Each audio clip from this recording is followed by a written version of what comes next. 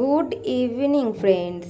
আজ আমি একটা নতুন ব্লগ ভিডিও নিয়ে চলে এসেছি। দেখুন, আমি আজকে চিকেন ভেজিটেবল স্যুপ আপনাদের বানিয়ে দেখাবো। আমি কড়াই বসিয়ে দিয়েছি। কড়াইতে আমি এবার গরম হতে দিচ্ছি। কড়াই গরম হয়ে গেলে আমি এর মধ্যে অল্প পরিমাণ তেল দেব, কারণ স্যুপে বেশি পরিমাণ তেলের প্রয়োজন একদমই নেই। অল্প 2 চামচ তেল দিলেই আমাদের স্যুপ হয়ে যাবে।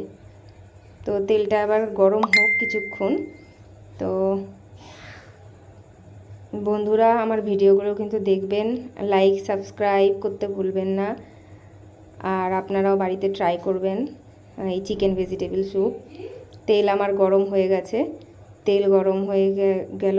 এবার আমি এর মধ্যে চিকেনের সলিড পিসগুলো দিয়ে দেব। আমি 4 পিস এখানে দিচ্ছি। এটা একটু ভাজা ভাজা হবে হালকা।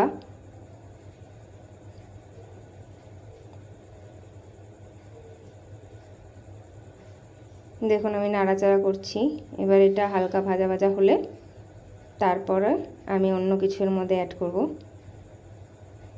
আপনারা প্লিজ আমার ভিডিওগুলো একটু লাইক শেয়ার কমেন্ট করবেন, সাবস্ক্রাইব করবেন। আর একটু সাপোর্ট না করলে আমরা কি করে ভিডিও বানাবো।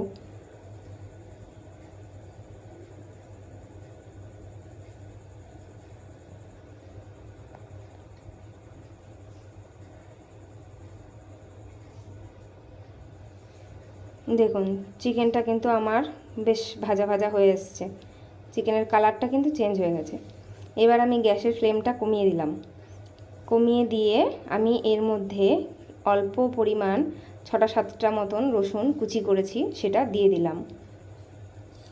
আর আমি এর মধ্যে দিয়ে দিচ্ছি আদা কুচি। আদা রসুন দুটো কুচি করে রেখেছিলাম, সেটাকে আমি এর মধ্যে দিয়ে দিলাম। দিয়ে একটু নাড়াচাড়া করছি।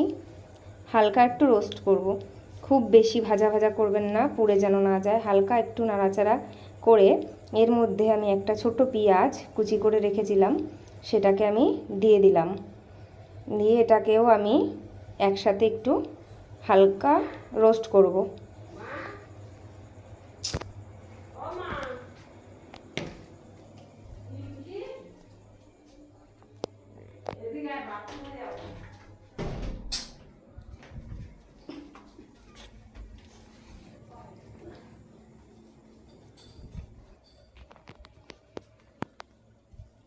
এবার আমি এর মধ্যে সবজিগুলোকে সব অ্যাড করে দিয়েছি।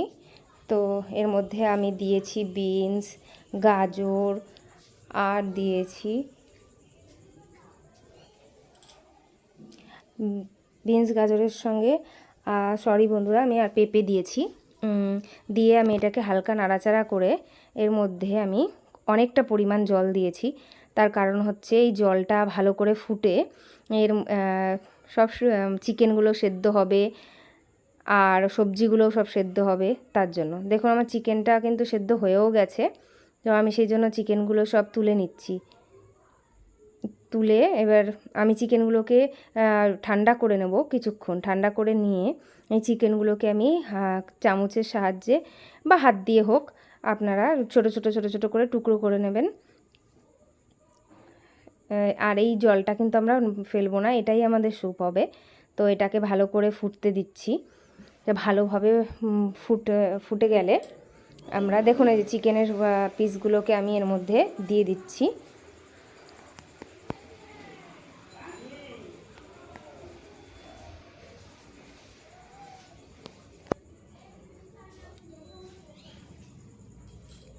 এবার আমি চিকেনের পিসগুলো দিয়ে অনেকক্ষণ ফুটিয়ে নিয়েছি।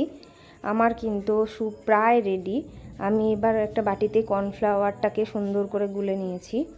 এই কর্নফ্লাওয়ার গোলাটাকে আমি এই স্যুপের মধ্যে অল্প অল্প করে অ্যাড করব।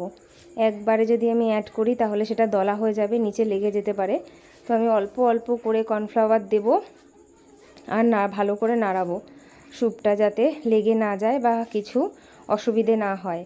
আর কর্নফ্লাওয়ার দিলেই বন্ধুরা আমাদের এই স্যুপটা সুন্দর ঘন হবে। আর না হলে স্যুপটা একদম পাতলা লাগবে, দেখতেও ভালো লাগবে না, খেতেও ভালো লাগবে না। তো সেই জন্য স্যুপের মধ্যে অল্প অল্প করে কর্নফ্লাওয়ার দিয়ে দিয়ে ভালো করে নাড়িয়ে নেবেন। নামিয়ে নাড়িয়ে নিচ্ছি, দেখুন স্যুপটা দেখবেন কি সুন্দর একটা টেক্সচার হয়ে যাবে, ঘন হয়ে যাবে। আমার সব সবজিও সেদ্ধ হয়ে গেছে, স্যুপ আমার প্রায় প্রায় রেডি। বন্ধুরা, আমি একটা কথা বলতে তো ভুলেই গেছি, ওটা স্কিপ হয়ে গেছিলো। এর মধ্যে আমি কিন্তু নুন আর 1 চামচ গোলমরিচ গুঁড়ো দিয়েছি। এছাড়া কোনো মশলা আমি আর এর মধ্যে দেব না, এটুকু মশলাই এর জন্য যথেষ্ট।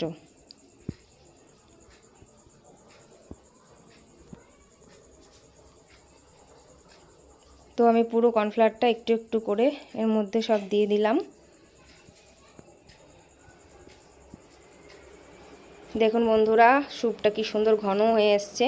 এবার আমি নামানোর জাস্ট একটুখানি আগে আমি ডিমের যে সাদা অংশটা সেটা আমি এর মধ্যে দিয়ে দিলাম। দিয়ে এটাকে বেশিক্ষণ আর ফোটানো যাবে না, গ্যাসের ফ্লেমটা একদম লো করে ডিমের মিশ্রণটা দেব, সাদা অংশটা ডিমের দিয়ে এটা নাড়াচাড়া করব। হালকা একটু টাইম এটা রেখে আমি গ্যাসের ফ্লেমটা বন্ধ করে দেবো। আমার কিন্তু স্যুপ পুরোপুরি রেডি। এটার মধ্যে আর কিচ্ছু অ্যাড করার দরকার নেই, আর কিচ্ছু করার দরকার নেই। হালকা একটু ঠান্ডা হলেই আপনারা বাটিতে করে পরিবেশন করতে পারবেন। তো থ্যাংক ইউ। দেখুন সবাই লাইক সাবস্ক্রাইব করবেন। নমস্কার।